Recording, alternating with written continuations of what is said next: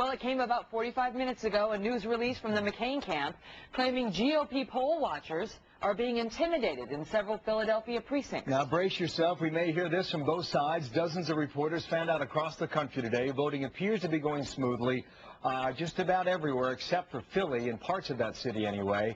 In West Philadelphia, Rick Leventhal is at a precinct where the complaints are being filed. So, Rick, then lay out the facts. The McCain team is saying what there?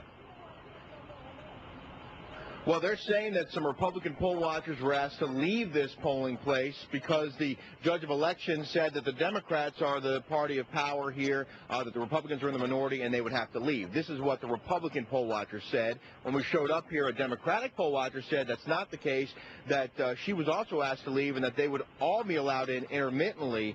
When I went inside, I spoke with one of the people running this polling place. She said, listen, it's really crowded in here.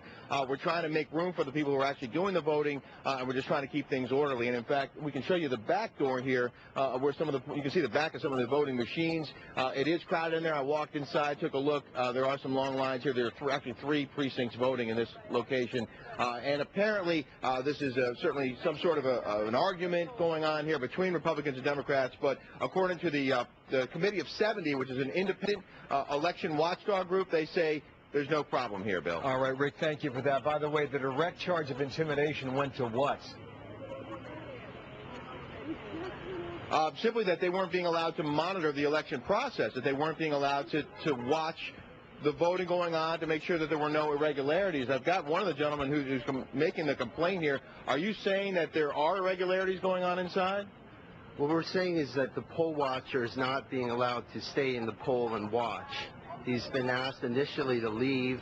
Then later on, the election judge came and said essentially that he only had a right to pass through on intermittent occasion. Well, the Democratic person we spoke with, Bill, said essentially the same thing. And again, the Committee of 70 says that, in fact, everything's on the up and up here. So, all right, Rick, thank you for that. You got it from West Philadelphia there. Philadelphia County going to turn out a lot of votes today. We'll see which way it goes. Obama's been there many times trying to drive out that vote in the state of Pennsylvania. A matter of moments here.